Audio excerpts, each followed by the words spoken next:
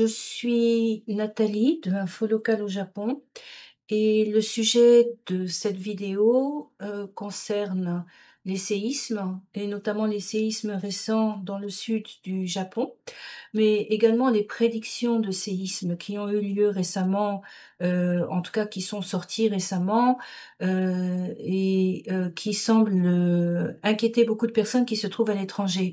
En vivant au Japon, nous n'avons pas du tout la même façon de vivre les séismes, de vivre les annonces au séisme donc je pense que cela peut être intéressant pour chacun de voir cette vidéo et de réfléchir un petit peu, à la façon dont nous le percevons et aussi à la façon dont il faut se comporter en cas de grand séisme.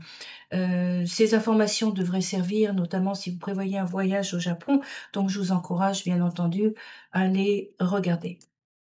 Alors, avant de commencer, je tiens à préciser que, j'ai créé Info Local au Japon pour aider les gens qui se trouvent au Japon, soit parce qu'ils y séjournent, soit parce qu'ils sont, heu ils y habitent et lorsqu'ils y habitent, il y a des situations qui sont difficiles à comprendre parce que la culture est très différente.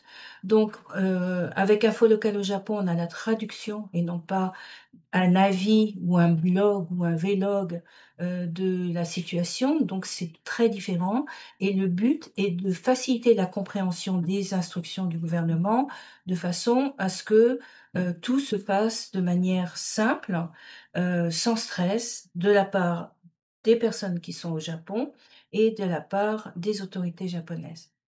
Bien entendu, c'est une initiative individuelle, je ne suis pas sponsorisée, je ne soutiens pas une société ou une autre et je suis complètement apolitique et Info Local au Japon n'appartient pas à un gouvernement spécifique, c'est une initiative personnelle, que j'ai mise en place il y a très longtemps maintenant.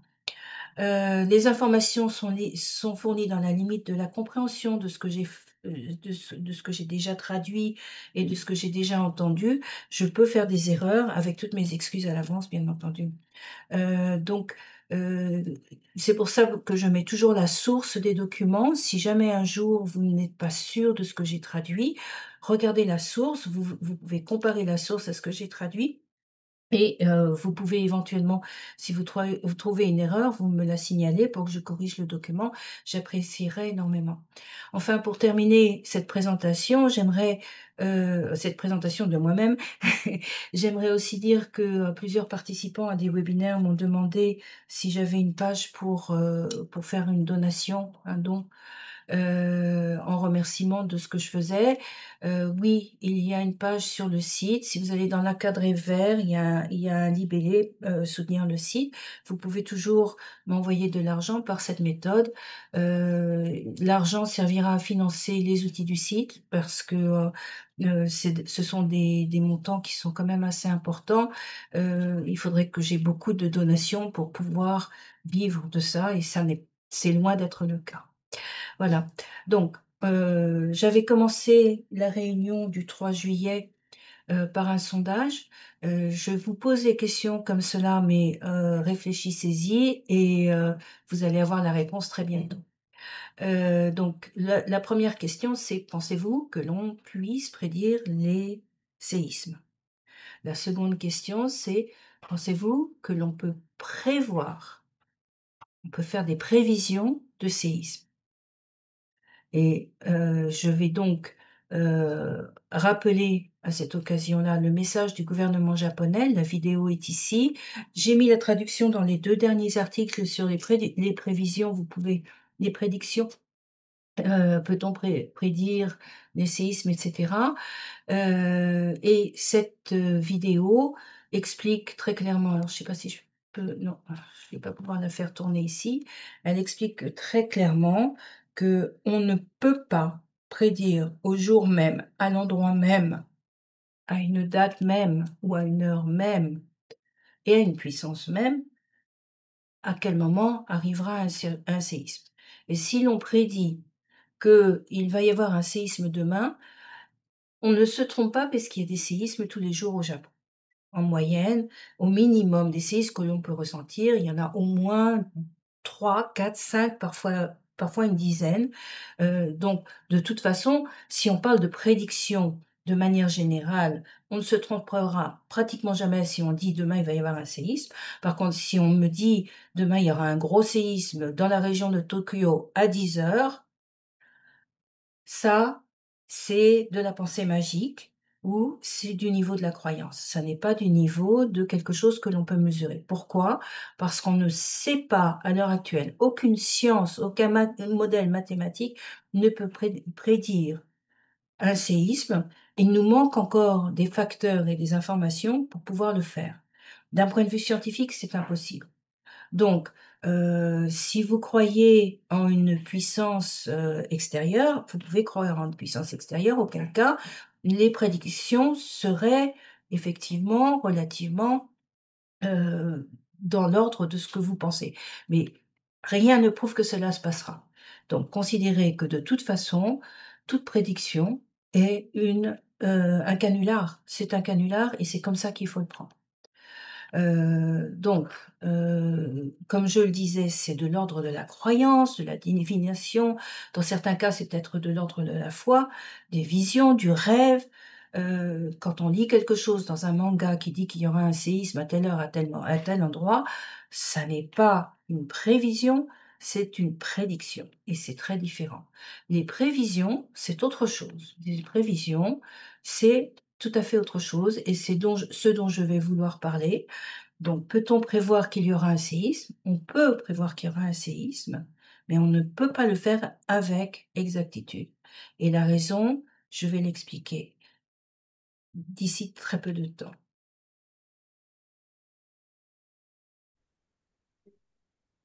Ce que l'on sait sur les séismes, c'est que, on a des données historiques, on a des rapports historiques des livres d'histoire et cetera et on a des calculs, des simulations et tout ça nous permet de faire des prévisions approximatives.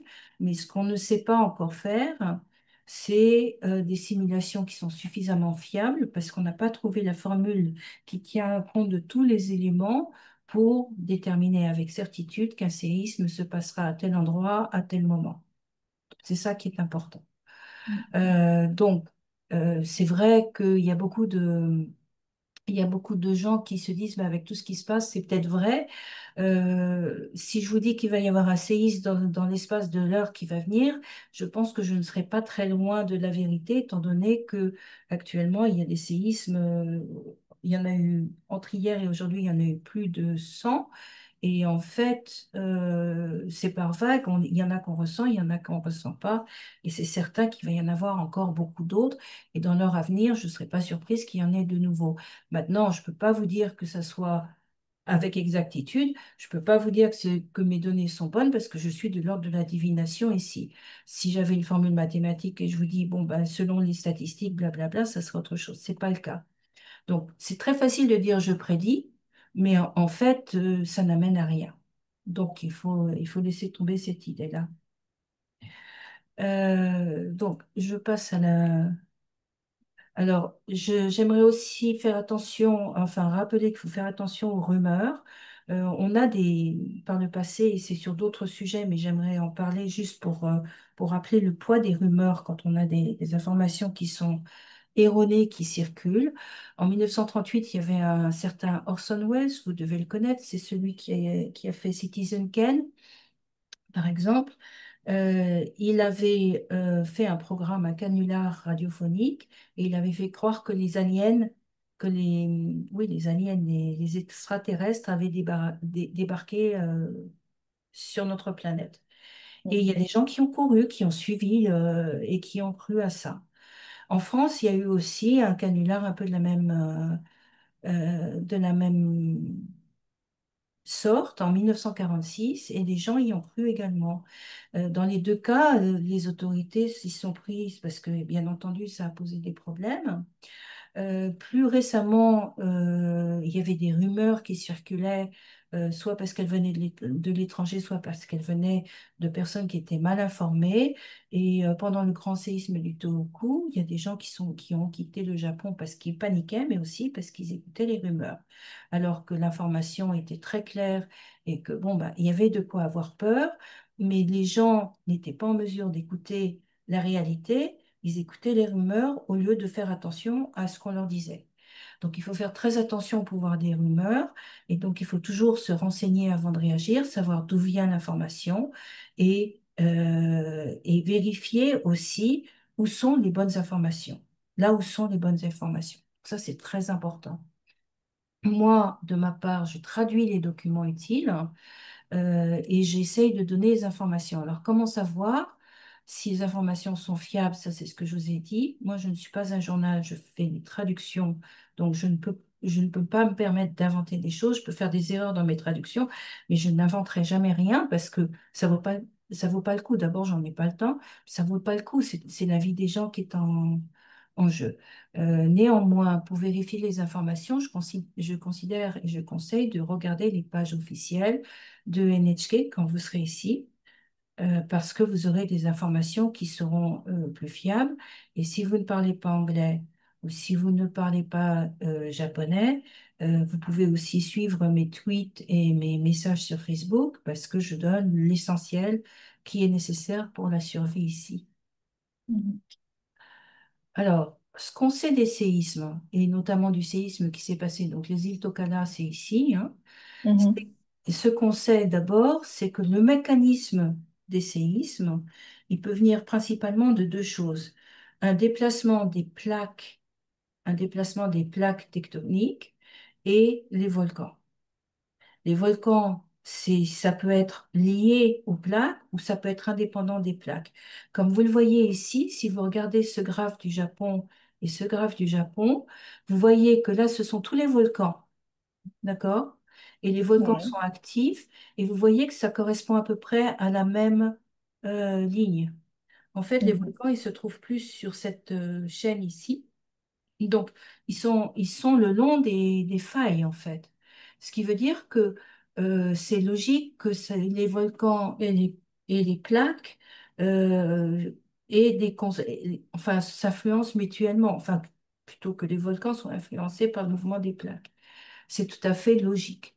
Mais le mécanisme va être un petit peu différent et je vais vous expliquer ça euh, en même temps en vous montrant ma vidéo parce qu'à mon avis, ça vous expliquera un peu mieux ce qu'il en est. Donc, je vais arrêter le partage de l'écran et et me montrer.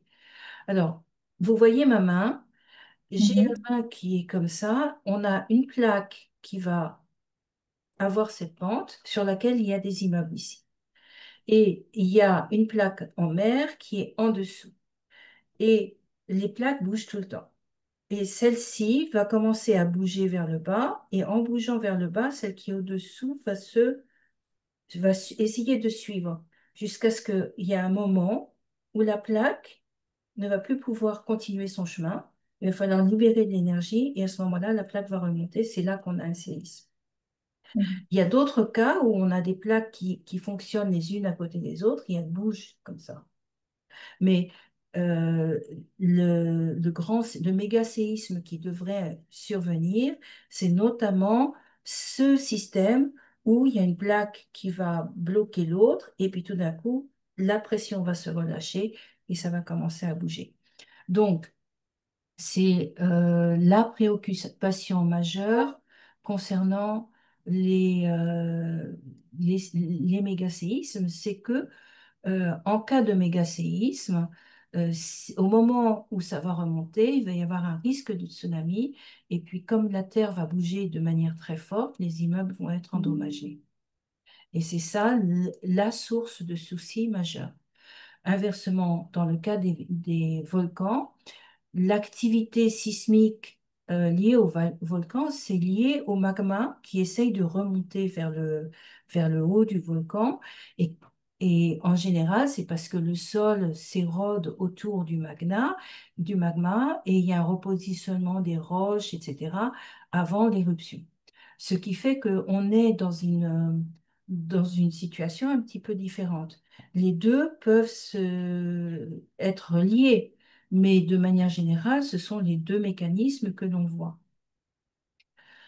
Donc, concrètement, qu'est-ce que ça veut dire? Ça veut dire, premièrement, que lorsqu'il y a un grand séisme, à chaque fois qu'il y a un séisme, il y a des vibrations, il y a des ondes qui se répandent, et ces vibrations, c'est ce qu'on appelle l'intensité au Japon.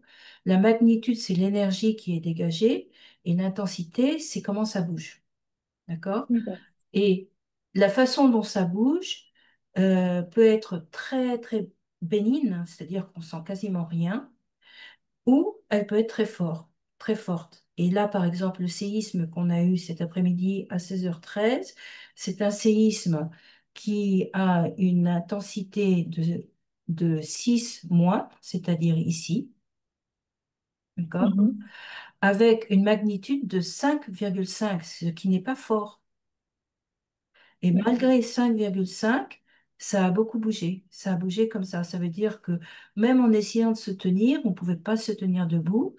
Et les meubles ont commencé à tomber très certainement. Les immeubles ont certainement été endommagés, en tout cas ceux qui n'étaient pas solides. Et la maison a vraiment bougé. Donc s'il avait été plus fort, là, les gens auraient été mais dans l'incapacité de faire quoi que ce soit. Il y aurait eu des éboulements et même les maisons neuves auraient pu être endommagées. Alors, pour donner une idée de ce que ça représente, je vais passer ça d'abord. Je vous montre une vidéo. J'ai pris ça la semaine dernière dans un centre de simulation des séismes. On était assis à une table et la personne qui se tient debout ici a lancé la machine pour nous faire ressentir ce qu'on ressentirait pendant un séisme d'une intensité de 7, c'est-à-dire le séisme, une intensité qui est ici. D'accord? Mhm. Et sachant que 7, il n'y a pas au-dessus de 7, c'est l'intensité la plus élevée. Donc, elle nous a demandé de nous tenir à ça. Moi, j'étais assise à la place de cette personne-là. Et je tenais donc, on tenait tous la table parce qu'on était prévenu que le séisme allait venir, bien entendu, mais en temps normal, on n'est pas prévenu. Et voilà comment ça se passe.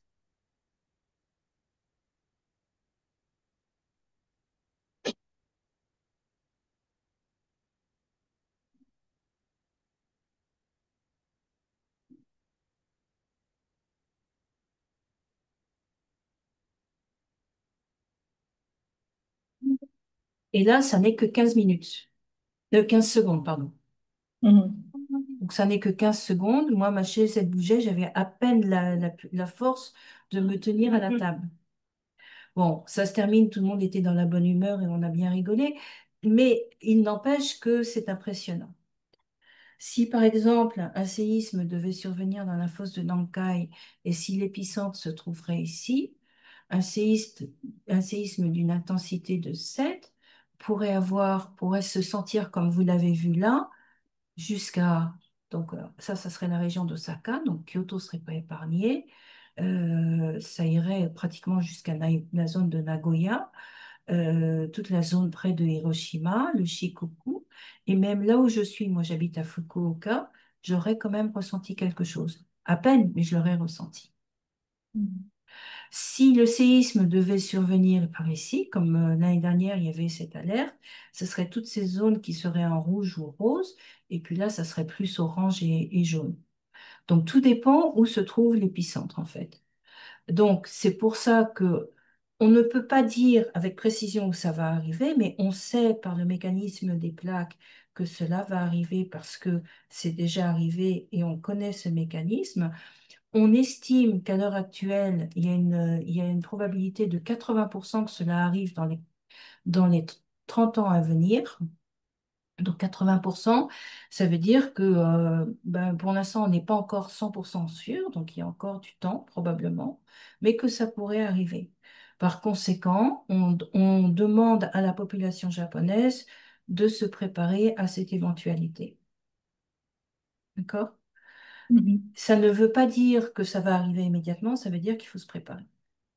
Alors, comment se prépare-t-on? Alors, avant de dire comment se préparer, je vais expliquer comment ça se passe quand il y a un séisme, parce que ça va vous aider à comprendre comment nous on réagit, pourquoi vous me voyez très calme malgré la situation, et pourquoi à chaque fois que j'annonce les séismes, je ne suis pas en état de panique en disant fuyez, c'est pas, Mhm. d'accord?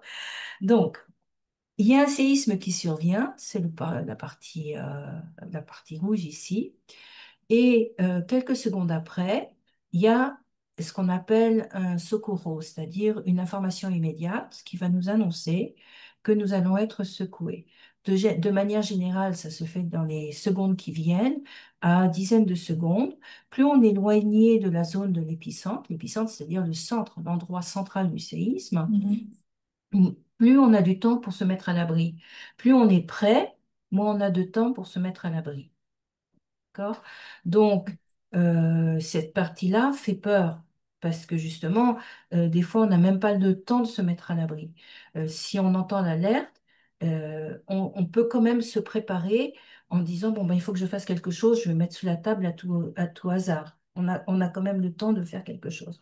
Mais ce n'est pas toujours le cas, donc il faut le savoir. Il y a eu des périodes où ça ne marchait pas. Là, ça marche relativement bien parce que je reçois les alertes à chaque fois qu'il y a un séisme à Tokala, là, je les reçois. Donc, pour l'instant, ça a l'air de bien marcher.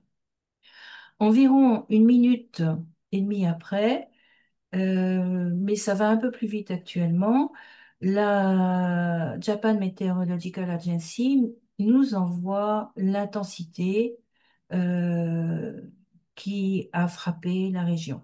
Alors, à l'heure actuelle, j'ai l'impression que ça vient plutôt dans les 30 secondes à une minute. Ensuite, dans les 3 minutes qui viennent, donc c'est pas immédiat, si le séisme est important, ou même quand il y a un séisme d'une intensité qui est supérieure à, je pense que ça doit être à 1, la GMA déclenche immédiatement une vérification du risque de tsunami. S'il y a un risque de tsunami, nous ne le saurons pas dans les 3 premières minutes, en tout cas par une annonce. Donc tout ce qu'on nous dit, c'est mettez-vous, surveillez les informations pour le cas où il y aurait un tsunami. Et pendant ce battement-là, si les secousses ont été fortes, il faut évacuer, il ne faut pas attendre l'annonce. C'est ça qui est important. Donc, vous évacuez en hauteur, en tout cas, vous sortez de l'eau si vous êtes dans l'eau, et vous essayez de vous éloigner de la plage le temps de vérifier les informations. Alors, vous ne pouvez pas aller très loin, mais sur les plages au Japon, maintenant, il y a des espèces de tours pour se mettre à l'abri. Donc, vous montez en haut de la tour, au moins, pour rester à l'abri le temps que vous sachiez ce qui se passe. C'est une question de sécurité. N'ayez pas peur d'évacuer, même si les autres n'évacuent pas. Si les secousses ont été fortes, il vaut mieux se mettre en hauteur rapidement et puis s'être trompé que de ne pas évacuer et puis finalement d'avoir un problème après parce on peut pas sortir de l'eau. Ça, c'est une information importante. Ensuite, au bout de 5 minutes, on a les informations plus exactes sur ce qu'était ce séisme, sa magnitude, son épicentre, son intensité, etc. Si jamais il y a un tsunami, on commence à recevoir des informations plus exactes sur la hauteur des vagues, sur ce qui a été observé, si jamais ça arrive très vite. Et puis, le tsunami peut durer très longtemps, comme il peut être très court, tout dépend des alertes. Donc, tant qu'il y a une alerte au tsunami, il faut rester en évacuation. De manière générale, s'il n'y a pas d'alerte au tsunami, on reprend la vie normalement. La secousse s'est passée, donc on reprend la vie normalement, tout en vérifiant quand même que rien n'a été endommagé autour de soi. Et puis, 10 minutes après le séisme, on sait si les immeubles qui sont proches ou même loin ont bougé. Donc, la GMA nous informe des oscillations sismiques, c'est-à-dire comment les immeubles ont dansé en raison du séisme. Et ensuite, on a une carte de répartition pour savoir qui a bougé. Par- Est-ce que tout le monde a bougé ou seulement une partie des gens a bougé? Donc ça, ces informations sont disponibles et ensuite, 1 à 2 heures après, on reçoit une conférence de presse de la JMA qui nous dit ce qui s'est passé. Alors là, comme j'étais en train de préparer les informations pour le Zoom et que je pensais qu'il y aurait des gens qui se joindraient à nous, je n'ai pas commencé à faire la traduction, mais je savais qu'il y avait très peu de gens qui seraient touchés, qu'il n'y avait pas d'étrangers, donc je ne l'ai pas fait. Normalement, je traduis tout de suite dès que ça commence. Tous ces messages, ils sont automatiquement envoyés sur les téléphones portables des gens, c'est ça? Alors, les messages sont automatiquement envoyés sur les téléphones des personnes qui se trouvent à Japon, oui. Tous ces Et messages. donc, les étrangers qui sont au Japon, comment ça se passe? On doit s'enregistrer quelque part? Alors, les étrangers qui sont au Japon, je conseille deux applications. Une qui s'appelle Japan Shelter Guide et Alors, celle-là, l'autre. j'ai pas réussi à la trouver. Alors, je vais vous donner le lien. Attendez, je vais vous retrouver ce lien-là. C'est tout à la fin. Voilà, vous avez le lien ici.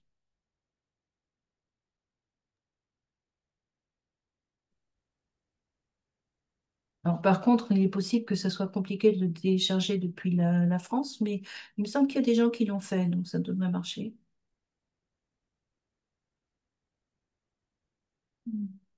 Non, j'arrive Vous l'avez? non, parce que comme j'étais sur mon téléphone, il fallait que je prenne un autre truc pour pouvoir Ok. faire. Et là, pour l'instant, hop, alors, est-ce que ça marche? Je vous donnerai le lien si vous voulez. Je vais le retrouver pendant que ça, c'est pas un problème. J'ai l'impression que ça doit marcher. Ok.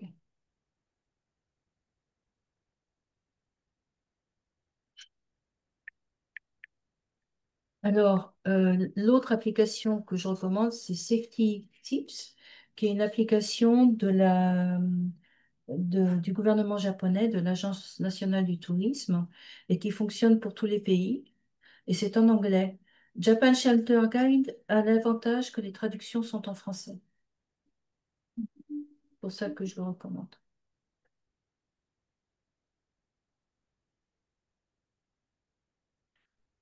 Et ensuite, il y a la page de la GMA que je mets à chaque fois quand il y a un séisme. Donc, je remets les informations à chaque fois.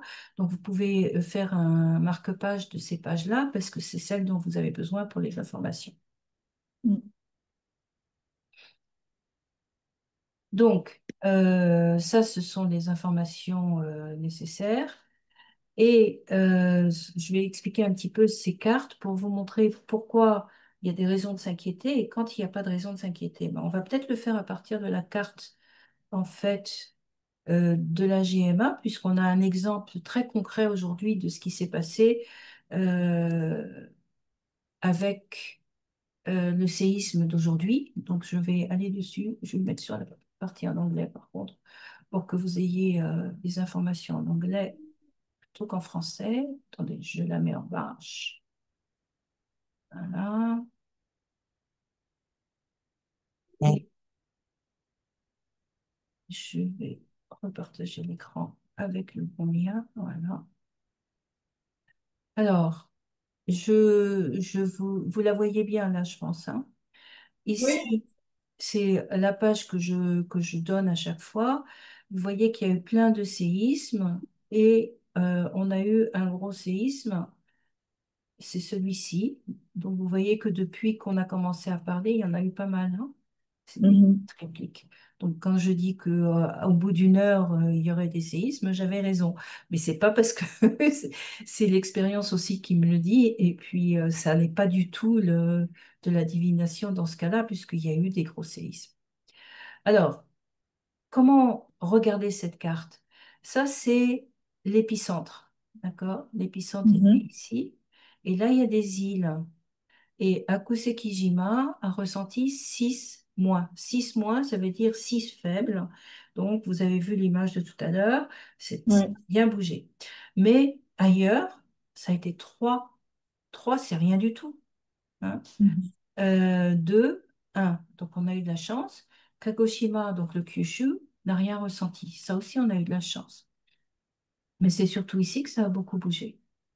Donc, la répartition est très inégale. Et de manière assez surprenante, si vous regardez ici, Amami-Oshima, il y a une partie de Amami qui a eu une intensité 2 et puis le reste, c'était une intensité de 1.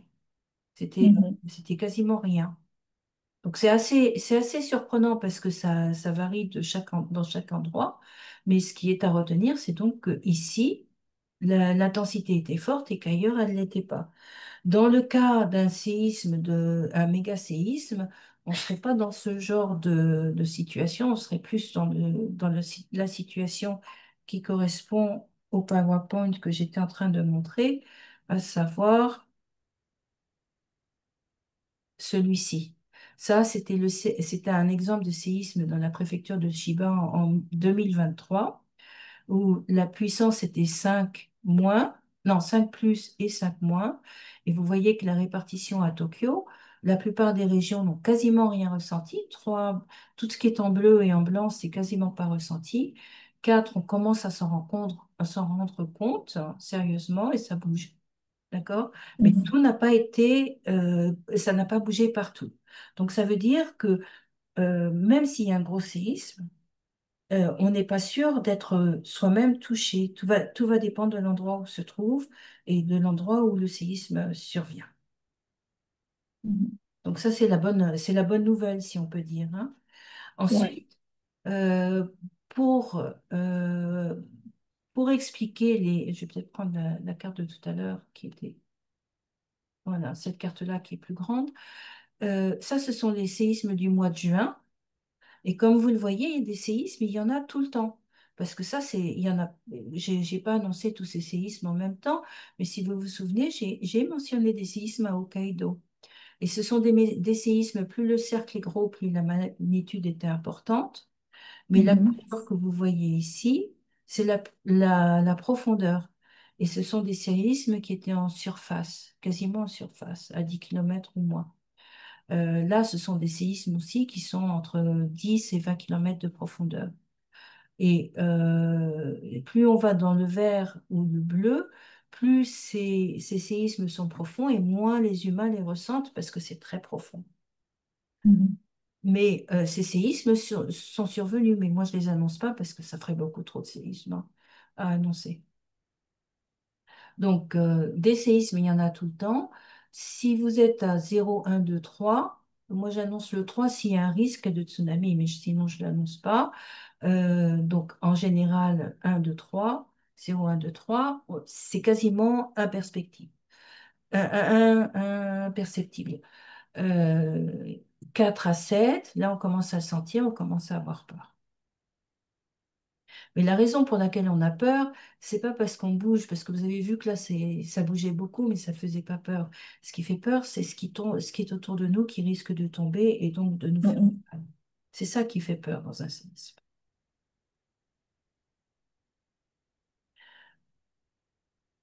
Alors ensuite, si on parle d'alerte au tsunami, là, il n'y en a pas parce que c'est vraiment un séisme très localisé. Et fort heureusement, visiblement, même si il pourrait y avoir des tsunamis à partir de maintenant, pour l'instant, il n'y en a pas. Mais l'an dernier, quand j'avais lancé l'alerte au mégaséisme, ça, c'était la carte d'alerte au mégaséisme. L'épicentre était à Miyazaki. Et toutes les zones en bleu, ça voulait dire que la mer allait varier un petit peu, le niveau de la mer allait varier un peu.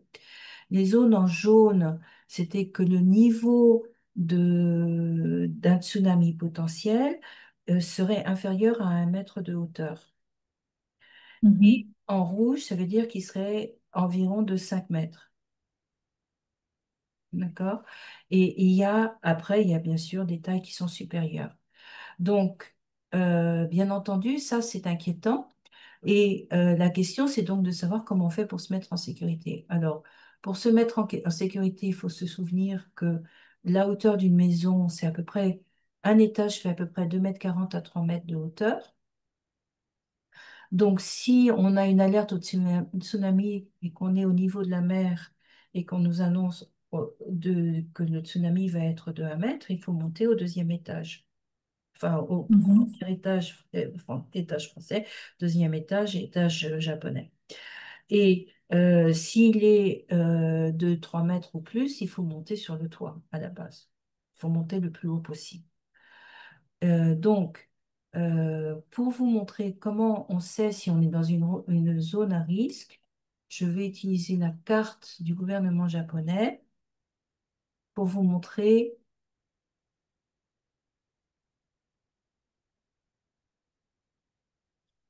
comment calculer ça. Alors, euh, je repartage l'écran.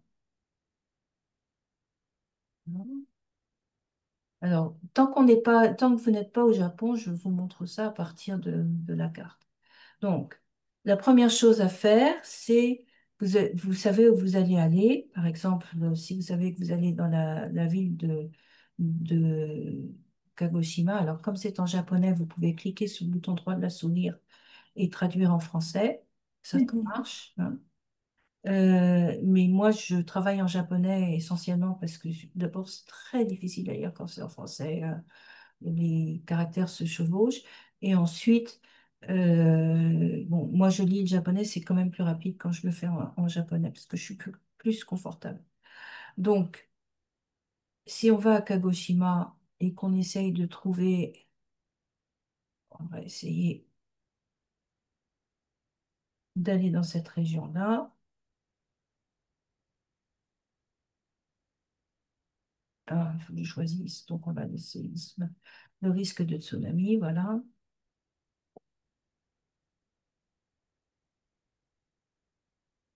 Donc, la région qui a bougé ici, la question, donc, c'est de savoir à partir d'où les vagues viennent, et ça, c'est ce qu'on appelle un hazard map. Alors, euh, à Kusekijima, à l'île qui a été très secouée, pour regarder s'il y avait eu un tsunami, ce qui se serait passé, les risques, alors c'est la première fois que je regarde cette carte, mais en cas de tsunami, les risques, apparemment, voyez la zone en rouge ici, c'était cette zone-là qui aurait été inondée apparemment, et une partie de cette zone-là. Ça me surprend un peu. Ouais. Alors la carte est difficile à lire. Et comme je ne l'ai pas étudiée à l'avance, non, ça serait plutôt les éboulements de terrain. Ça, c'est bien ce qui me semblait. Je dis une bêtise, excusez-moi. Les tsunamis, ça aurait été plutôt le long de la côte. Et là, on les voit le long de la côte ici et ici aussi, vous voyez. D'accord. Ok. Alors, je vais peut-être le faire avec une autre carte parce qu'à mon avis, ça vous parlera plus. Donc, vous allez dans quel coin? Vous prévoyez d'aller à Tokyo, par exemple? Ouais, on fait Osaka, Nara, Kyoto, Tokyo. Alors, je vais faire. euh, bon, on va prendre un.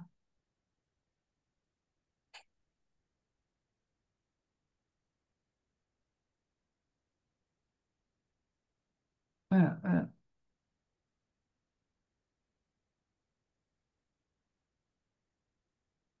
Alors, le risque de tsunami se trouve ici. Et je vais essayer d'agrandir l'écran un petit peu,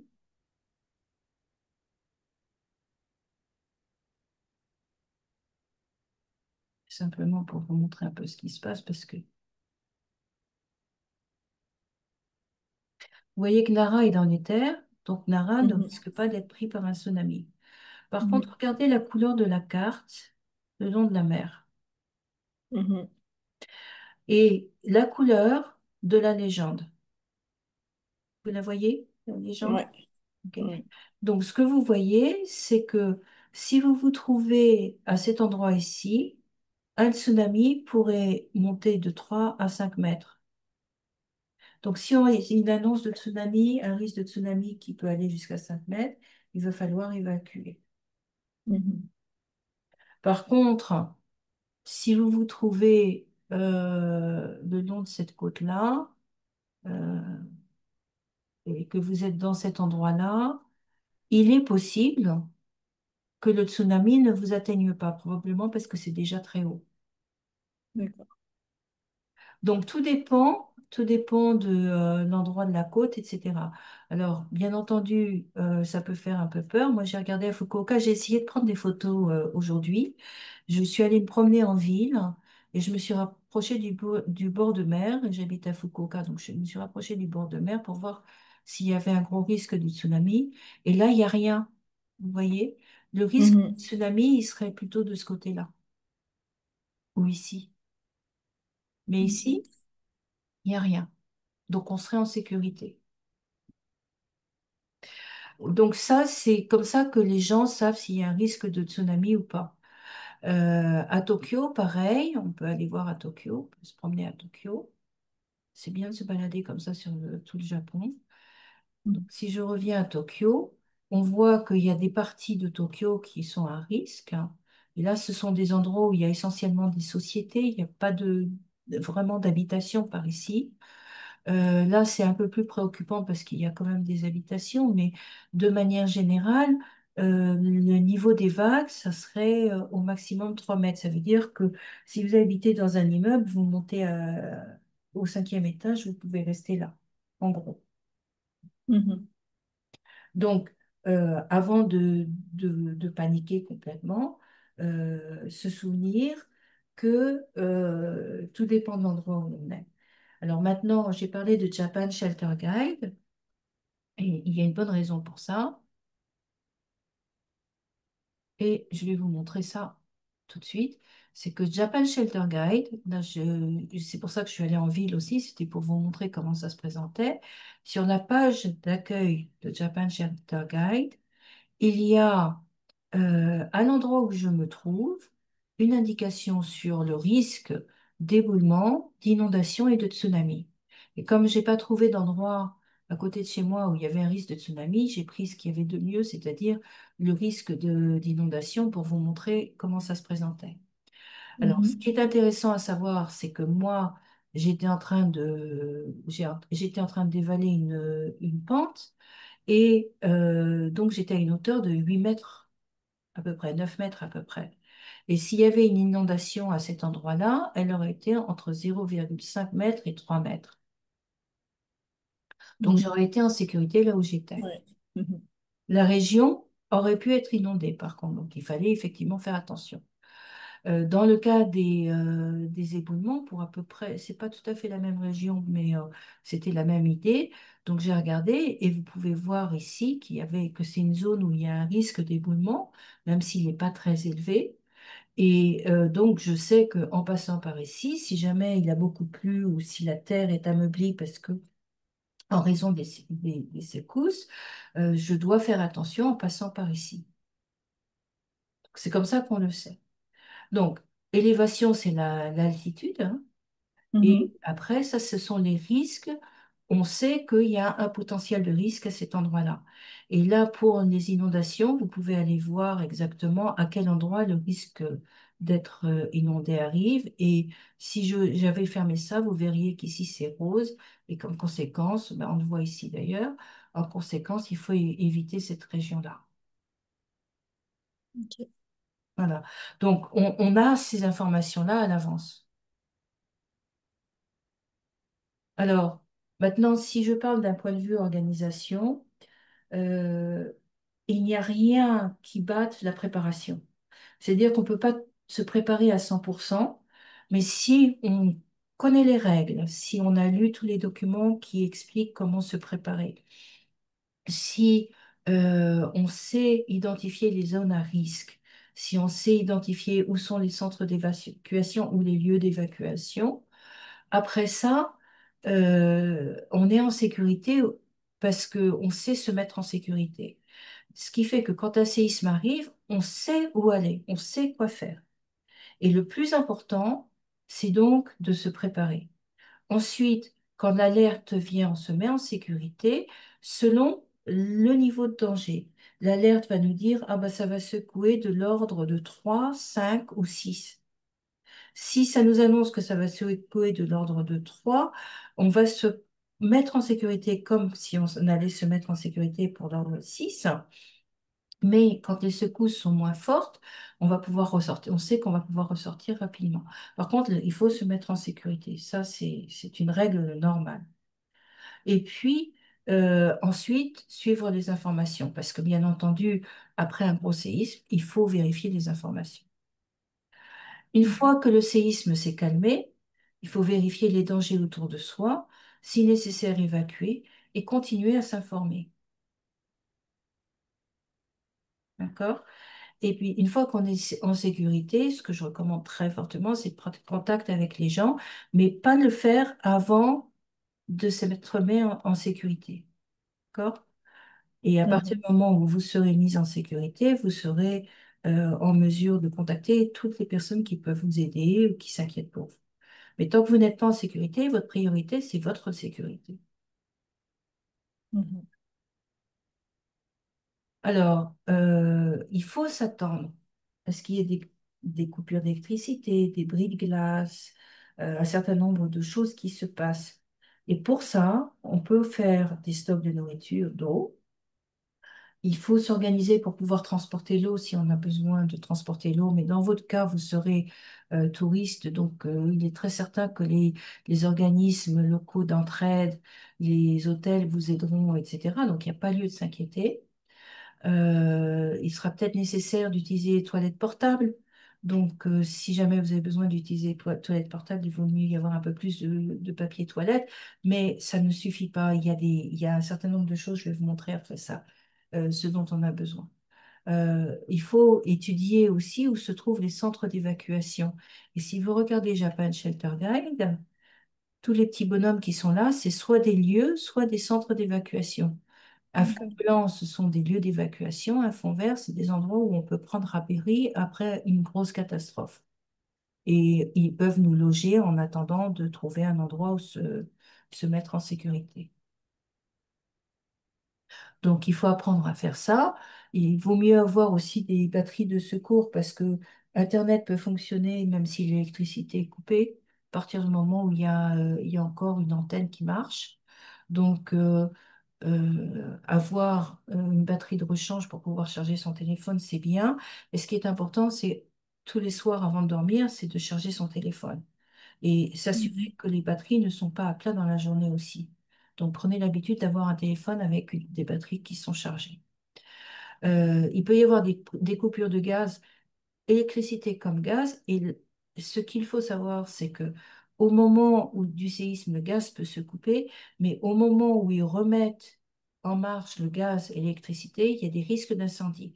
Donc, pour se protéger, il est important de rester, comment dire, il est important de bien fermer tous les robinets, de bien vérifier qu'il n'y a pas de risque d'incendie et donc de débrancher du mur, si le mur est instable, de débrancher les prises du mur. Mhm. Parce que ça peut poser un problème et de couper le circuit breaker, le breaker, comment on appelle ça en français? Le Disjoncteur. disjoncteur, Voilà. Rabaisser le bas principal du disjoncteur, c'est toujours une bonne chose à faire. Et puis, il peut y avoir des répliques, donc il faut se préparer pour les répliques. Donc, on doit prévoir de la nourriture, des vêtements, avoir des coupures et la possibilité qu'on ne puisse pas utiliser son téléphone.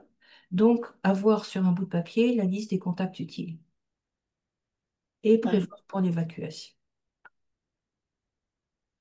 Pendant les coupures d'électricité, il va falloir économiser l'énergie sur son téléphone.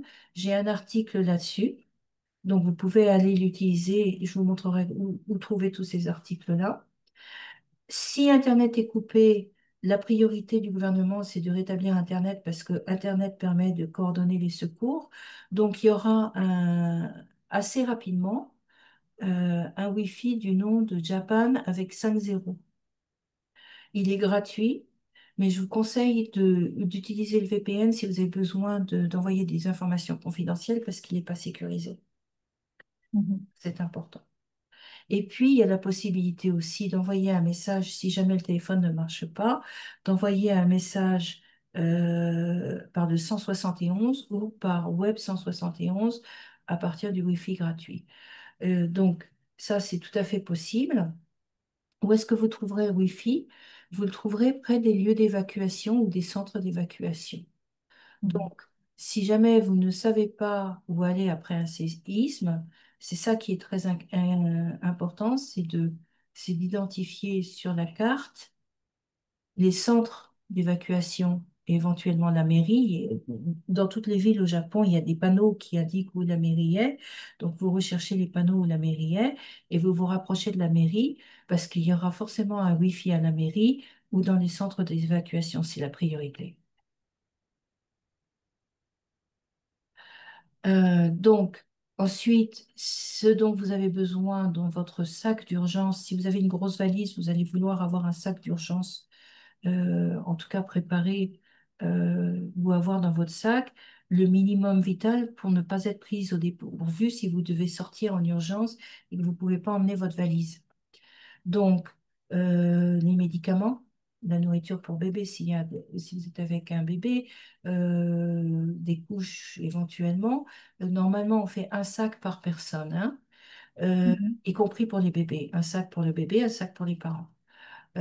Pour les personnes âgées, ça peut être de quoi nettoyer le dentier, ça peut être des médicaments des personnes âgées, des lunettes de secours, des choses comme ça. Je pense pas que vous veniez avec les animaux, donc je ne vais pas en parler. Non. Nous, d'un point de vue général, quand on se prépare, on va dans un home center et on achète le matériel nécessaire. Alors, le matériel nécessaire, ça consiste à quoi? Ça consiste à des toilettes des toilettes d'urgence parce qu'on n'aura pas d'eau. S'il y a un séisme majeur, il y a des risques de coupure d'eau. Donc, de quoi alimenter en eau. Il est possible maintenant d'acheter ces genres de machines qui nous permettent de générateurs d'électricité. Il y en a même qui sont solaires. Moi, j'en ai pas acheté parce que d'abord, on ne peut pas les utiliser à l'intérieur, donc il faut les mettre sur le balcon. Je prévois d'acheter des solaires, mais j'en ai qu'on peut aussi charger à la main et solaire pour au moins un ou deux téléphones. Mais j'ai aussi dans ma voiture une voiture qui est équipée avec une prise électrique et je pourrais faire bouillir de l'eau dans une bouilloire si je veux. Donc, je suis moins en état d'urgence. Mais les gens qui n'ont pas de voiture ont intérêt à avoir ce genre de générateur petit. Ça prend pas beaucoup de place. Ça peut être intéressant de l'avoir. Après, on a des appareils pour bloquer les étagères pour que ça tombe pas. Parce qu'au Japon, normalement, si on fait des trous dans le mur, après ça, il faut réparer les trous quand on est en location. Il faut réparer les trous avant de partir de la maison, de l'appartement. Donc, en général, les gens ne font pas de trous dans les murs et la plupart du temps, on ne peut pas. Et donc, on utilise ce genre d'appareil pour bloquer les étagères où on met quelque chose en dessous de l'étagère pour elle ne tombe pas vers l'avant. Euh, il y a des outils pour bloquer les portes. Il y a un certain nombre de choses. Et puis, il y a des sacs de secours, etc. Alors, euh, on va parler de ça après. En fait, on peut en parler un petit peu. J'ai traduit beaucoup d'informations sur comment faire quand il y a un séisme. La page officielle pour les tourismes a aussi beaucoup d'informations et je vous conseille de l'utiliser. C'est Safety Tips en anglais, mais si vous ne parlez pas anglais et que vous avez du mal avec la traduction, vous pouvez aussi regarder mes traductions puisque c'est les traductions des documents officiels de la Japan Meteorological Agency. Mhm. Euh, Ensuite, euh, il y a des informations qui sont en anglais, sous-titrées en français éventuellement sur NHK World qui apparaîtront. NHK Japan a la même chose et on peut regarder la page que je vous ai montrée tout à l'heure pour suivre les dangers. Mais ce qui est important, c'est de savoir que ces informations sont disponibles. Je mets beaucoup d'informations, j'essaie de donner ce qui est nécessaire, mais les informations sont disponibles au Japon à partir du moment où il y a Internet. Et s'il n'y a pas Internet, essayez de chercher un centre d'évacuation, demandez aux gens de vous aider. Ils vous aideront avec plaisir, il n'y a aucun problème pour ça. Mhm. Alors, ce qu'il faut savoir aussi, c'est que lorsque il y a des catastrophes pour les Français, alors c'est vrai aussi pour certaines communautés africaines, mais c'est pas vrai pour tout le monde. Tout dépend de la taille des ambassades et de la taille euh, comment dire, pour la taille des ambassades, ça dépend de la taille des ambassades et des lieux des consulats, mais il y a en général des organisations par nationalité, plus l'organisation du Japon. Le gouvernement japonais a mis en place un centre international dans chaque grande préfecture et ce centre international est chargé de les efforts locaux pour les populations étrangères dans les zones sinistrées. En plus de ça, il y a l'Office national du tourisme japonais. Et puis, vous avez encore une fois Safety Tips qui peut vous envoyer des informations. Donc, ça, c'est le gouvernement japonais qui organise ça. Si vous avez besoin d'aide, vous pouvez toujours demander à rejoindre le centre international. Et là, vous aurez des bénévoles qui, comme moi, peuvent vous donner des informations individuelles, individualisées, vous dire où aller. De manière générale, si vous ne savez pas où aller, vous pouvez aller les voir. Ils vont recenser les personnes, ils vont communiquer avec les ambassades ou avec le gouvernement japonais pour qu'il y ait une structure qui s'organise autour de vous pour vous rapatrier si nécessaire. Ensuite, les ambassades et les consulats sont là pour aider. Et les Français ont ce qui s'appelle un système d'îlotier, c'est-à-dire que, bien entendu, les équipes consulaires ne vont pas venir se rendre sur place, ne peuvent pas tous venir, surtout si le séisme a lieu sur une grande superficie. Donc, en général, on utilise ce qu'on appelle des bénévoles qui sont des îlotiers. Le rôle des îlotiers, c'est d'informer le gouvernement français qu'ils ont identifié des personnes qui étaient en situation difficile dans une zone sinistrée et éventuellement de leur fournir une aide le temps que, on organise quelque chose avec le gouvernement japonais et le gouvernement français. Donc ça, c'est leur rôle. Et on peut, alors si on vit au Japon, on peut les contacter. Le consulat les enverra pour vous si c'est nécessaire. Et eux travailleront avec les associations franco-japonaises pour nous aider.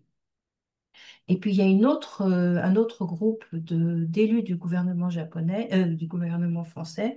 Ce sont les conseillers des Français de l'étranger. Là, ce sont des bénévoles comme moi qui sont aussi qui sont des personnes qui résident au Japon comme moi et dont le rôle est de relayer au consulat et à l'ambassade les problématiques des Français qui vivent au Japon. Et donc, ces personnes-là, comme moi et comme les îlotiers, travaillent ensemble avec le consulat pour aider les personnes localement. Donc, vous voyez qu'on a une structure qui existe pour les Français.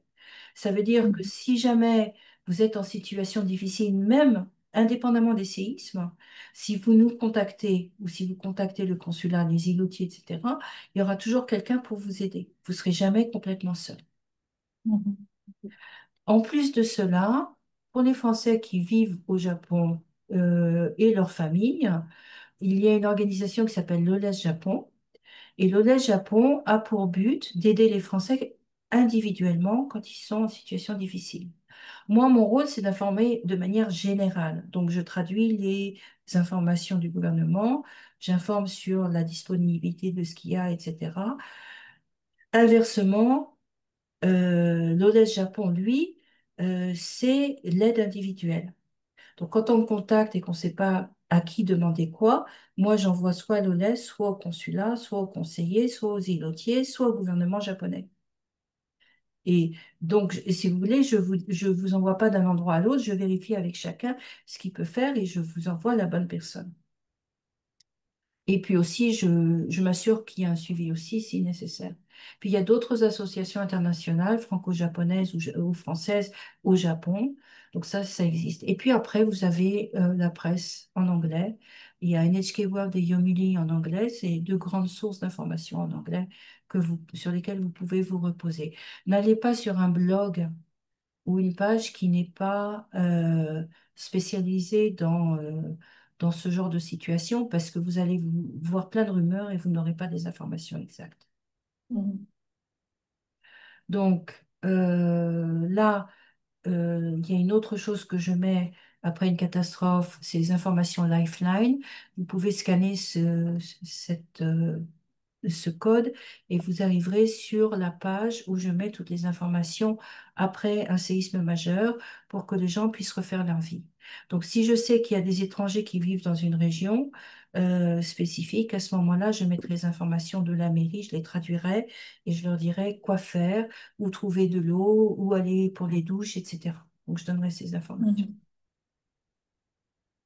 Ensuite, les centres d'évacuation, ça je l'ai expliqué, vont fournir des biens de première nécessité, notamment parce que s'il n'y a pas de nourriture, pas d'électricité, pas d'eau, notamment, ils vont fournir l'eau, la nourriture, l'électricité, un logement temporaire.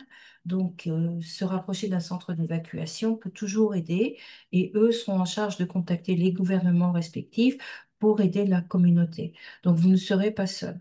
Pareil pour les mairies et ils donneront des informations sur les démarches. Je donne des informations aussi sur à partir de quand faire quelle démarche pour être dédommagé après un sinistre. Donc, j'informe sur ce sujet-là. Euh, Ensuite, bon, les commerces et les banques vont aussi mettre en place des choses. Les banques permettront de retirer de l'argent.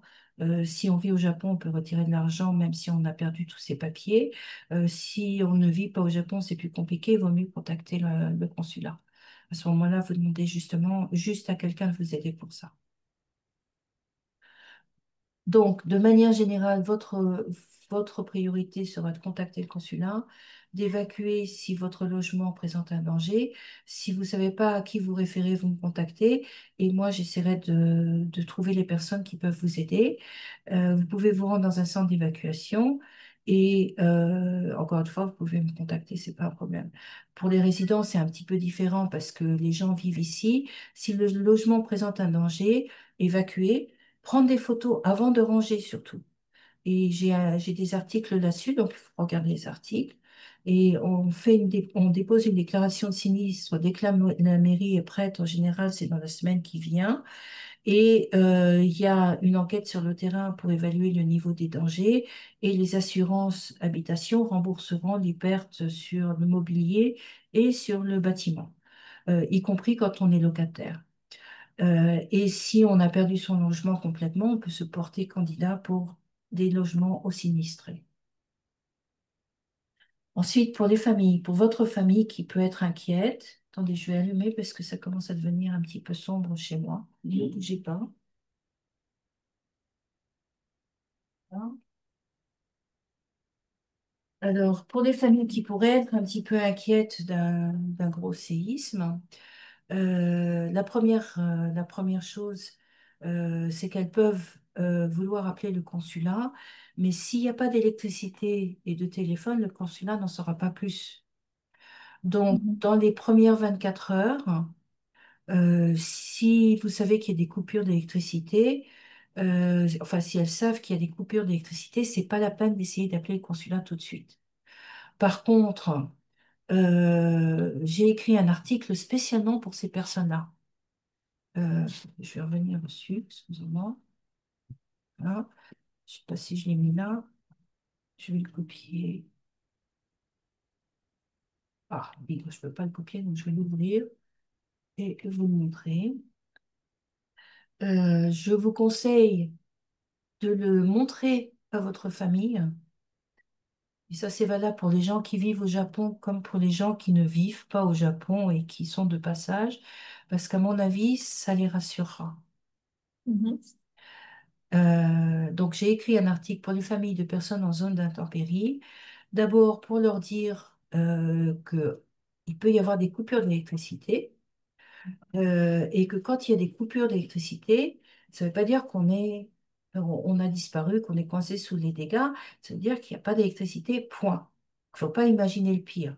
Imaginer le pire, c'est le pire que vous puissiez faire parce que vous paniquez et que ce n'est pas raisonnable. Donc, la première chose à faire, ce qui est absolument nécessaire, c'est de vérifier s'il n'y a pas des coupures d'électricité et d'envoyer éventuellement un message par le biais de Web 171. Alors, comment on fait? On peut utiliser ici en tapant Web 171, téléphone, région difficile à joindre, on peut retrouver ici. Il doit y avoir, voilà, messagerie 171 en cas de catastrophe. On peut regarder et on peut utiliser cet article-là. J'ai marqué les explications pour le cas où le téléphone ne marche pas et qu'on veut envoyer un message téléphonique. Et on peut aussi le faire par SMS en utilisant une application qui s'appelle Web 171.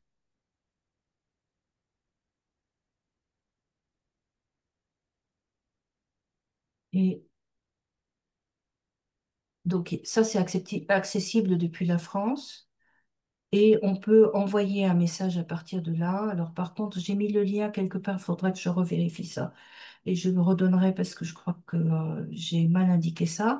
Et donc si votre famille vous envoie un message par ce biais, vous recevrez le message si vous êtes dans un centre d'évacuation. Vous recevrez ça dès que Internet se remettra en marche. Donc il y a plein de méthodes pour rentrer en contact. Ah ben voilà, la page est en anglais en plus, c'est génial. Non. Bon, je vais revérifier ce point-là parce que ça bouge tout le temps, il faut que je le vérifie. Donc, simplement, sachez que ça existe. Je vais mettre à jour l'article en conséquence. Désolée pour ce contretemps. Et si jamais il n'y a pas de nouvelles malgré tout ça, il vaut mieux consulter le consulat et les missions diplomatiques pour leur dire qu'il y a quelqu'un qui manque à l'appel. Pour le rapatriement, pour les frais médicaux, etc., ce sera l'assurance voyage qui va aider, je pense. Donc, je vous conseille de prendre une assurance voyage avant de venir au Japon, de Mhm. façon à ce qu'elle vous couvre, y compris pour un besoin de rapatriement si vous êtes blessé. Mhm. Ça, je vous le conseille très fortement. Donc, ça vaut le coup de payer un petit peu plus pour être tranquille de ce côté-là. Alors, Euh, je vous ai montré cet écran-là. Je vous ai montré la carte des risques et je pense que j'ai fait le tour. J'espère que ça vous a un petit peu rassuré et que Oui, oui, non, on va dire. oui et non. Oui, parce que c'est vrai qu'il y a quand même beaucoup de choses qui sont faites pour se préparer.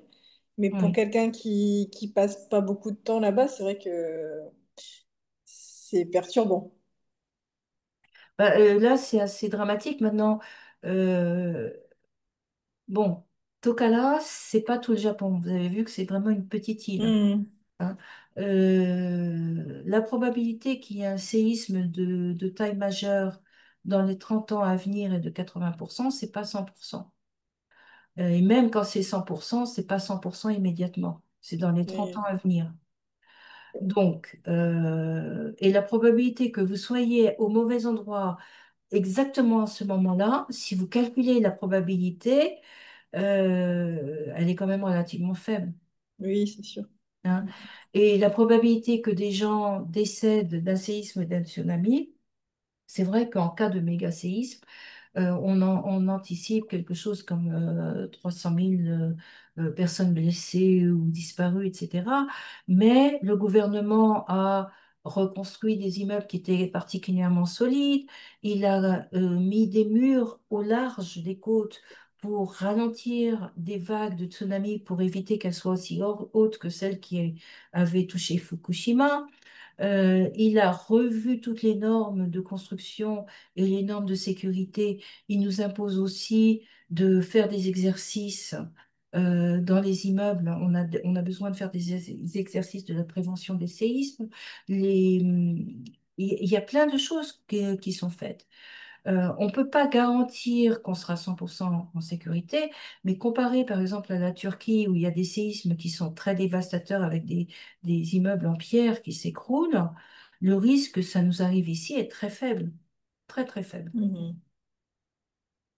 Ok. Donc, si on considère qu'il y a, mettons, 3000 touristes français qui sont au Japon à un moment donné, la probabilité qu'ils soient tous dans une région un séisme majeur au moment où le séisme majeur nous frappe, elle est quand même, à mon avis, extrêmement faible. Ça touchera peut-être 10 personnes. Donc, ça serait vraiment pas de chance, quoi. Mhm. Hein. Par contre, savoir comment réagir, c'est pour votre sécurité, savoir que ça va bouger comme ça, savoir que vous devez vous mettre sous la table ou que vous devez vous éloigner des vitres ou que vous devez dégager l'espace autour de vous quand vous dormez et vous assurer que rien ne vous tombe sur la tête, c'est le Mhm. b.a-ba. Et encore une fois, les immeubles sont construits pour ça. Alors que ça n'est pas le cas dans les autres pays, dans beaucoup d'autres pays où on voit des désastres monstrueux.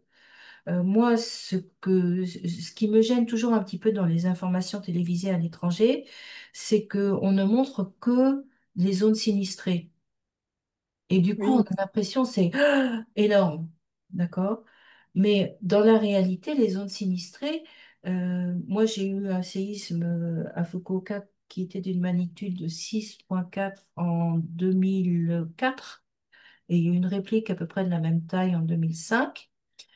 Et autour de chez moi, on était sur une faille, donc autour de chez moi, les immeubles se sont soulevés par le bas.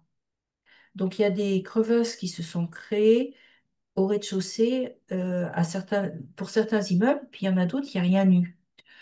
Mais les vitres ne se sont pas toutes brisées, les immeubles ne se sont pas écroulés, etc. Par contre, à 25 kilomètres, il y avait une énorme faille au milieu de la chaussée, et puis il y avait des toitures qui étaient tombées sur la moitié des maisons d'un village. Mhm. C'est pas du tout réparti de manière égale, donc il faudrait que vous soyez pile point dans la maison qui est touchée le plus durement par le séisme, que vous y soyez au moment où le séisme frappe, et en plus de cela, qu'il faut que la terre ait bougé au maximum à cet endroit-là, le plus fort, quoi. Ça fait beaucoup, beaucoup, beaucoup, beaucoup de facteurs. Mhm. Bon, malheureusement, cela arrive, mais c'est quand même pas, euh, comment dire, c'est quand même pas le pire, quoi. Donc, Ouais. se faire le scénario catastrophe à chaque fois, ça va pas aider. Donc, se préparer, ça aide. Se faire le scénario catastrophe ne marche pas. Par contre, se préparer en pensant que on sera plus en sécurité si jamais il y a ça, ça ou ça, oui, ça, je suis d'accord. Donc, moi, Mhm. je me prépare comment? Alors, je vais vous montrer ça parce que c'était aussi ce que je voulais montrer aujourd'hui. J'ai reçu un sac l'autre jour parce que j'ai participé à un webinaire sur la préparation des séismes. Je vais vous montrer ça et je vais vous montrer ce qu'on nous a donné. On nous a donné ce joli sac et à l'intérieur, il y a plein de choses. Alors, il faut que je change Voilà, je pense que si je fais ça, vous pourrez voir sans qu'il y ait de problème. Alors, qu'est-ce qu'il y a là-dedans? Il y a une lampe, il y a un carnet pour mes adresses importantes, il y a des cotons-tiges, des choses comme ça pour se laver les mains, des wipes, etc. Il y a un sachet pour durcir l'urine quand les toilettes ne fonctionnent pas. Ça, c'est très utile parce que quand l'eau est coupée, on ne peut pas faire couler l'eau des toilettes. Donc, ce qu'on fait, c'est qu'on utilise un sac poubelle qu'on coince entre la lunette et la cuvette des toilettes. Et quand on fait ses besoins, c'est liquide. Et il y a des poudres à l'intérieur pour solidifier l'urine. Et comme Mhm. ça, on peut raccumuler, etc., jusqu'à ce que ça soit plein, et on jette tout ça dans la poubelle quand ça devient nécessaire. Une lanterne, pour le cas où il n'y a plus d'électricité. Une couverture de survie, parce qu'en Mhm. général, quand on est en état de choc, qu'on a froid, et puis en plus de ça, quand il fait froid en hiver, ça peut remplacer quand même une bonne couverture. Des gants, des gants pour dégager les débris, pour pouvoir éventuellement porter des choses lourdes et pas se blesser. Des bougies si nécessaire, mais ça, il faut faire attention parce que les bougies, s'il y a des répliques, ça peut créer des incendies. Une cape en plastique. Alors, l'avantage de la cape en plastique, c'est si jamais il pleut, etc. Mais si la cape est noire foncée, il y a l'avantage qu'on peut aussi l'utiliser comme toilette, pour les toilettes. Mhm. On se couvre et puis on s'abaisse. Mais si on fait ça, il faut aussi après avoir une pelle pour enterrer les déchets humains parce que ça pue. Un canif, ça c'est important le canif. Un canif qui peut faire un peu tout. Et puis un sifflet. Alors, le sifflet, je l'ai mis dans mon sac à dos, donc là, je ne le montre pas. Mais vous voyez, ça, c'est le B.A.-ba, c'est le minimum. Il y a des sacs qui contiennent plus, et puis en plus, après, il y a toute la nourriture, etc. Mais à partir du moment où on a tout ça et qu'on sait qu'on l'a, on fait notre vie au quotidien et on se dit, bon, bah, ça arrivera quand ça arrivera. De toute façon, c'est pareil pour un accident de voiture. On monte dans une voiture, on ne sait pas quand l'accident arrivera, mais dans notre vie, il n'y a pas une personne qui a conduit ou qui a été dans une voiture sans être victime d'un accident à un moment donné de sa vie. Ça n'existe quasiment plus maintenant. Ou même à vélo. Donc, Mhm. bon, la probabilité, elle existe pour tout, dans tous les cas. Mhm. Donc, moi, je considère que s'inquiéter outre mesure ne sert à rien. Se préparer sert. S'inquiéter, Mhm. c'est juste s'attirer l'escoumone. Et moi, je trouve que ça vaut pas le coup. Donc, je conseille surtout de se concentrer sur comprendre ce que sont les vrais dangers. Les vrais dangers, ça n'est pas qu'il y ait un séisme à telle date, à telle heure, c'est que on soit pris dans un séisme et qu'on ne sache pas comment réagir. Si on est pris dans un séisme et qu'on sait comment réagir, à l'heure actuelle, dans l'état actuel des immeubles, etc., le risque que la maison s'écroule sur nous est de plus en plus faible de nos jours parce qu'on a des immeubles qui sont de plus en plus forts et solides. Donc, tout ce qui peut nous arriver de mal a plus de chances de survenir parce qu'on ne sait pas comment faire pour se protéger que parce qu'il n'y a pas d'infrastructure pour se protéger. En tout cas, Mhm. pour pour les autres pays, ça, je ne peux pas en dire autant. Mais au Japon, ça, j'en suis quasiment certaine. Ok. Voilà. Merci beaucoup en tout cas du temps passé et de toutes tes De rien. explications. De C'était vraiment rien. super. Et j'espère que maintenant, vous êtes quand même un petit peu plus rassurés.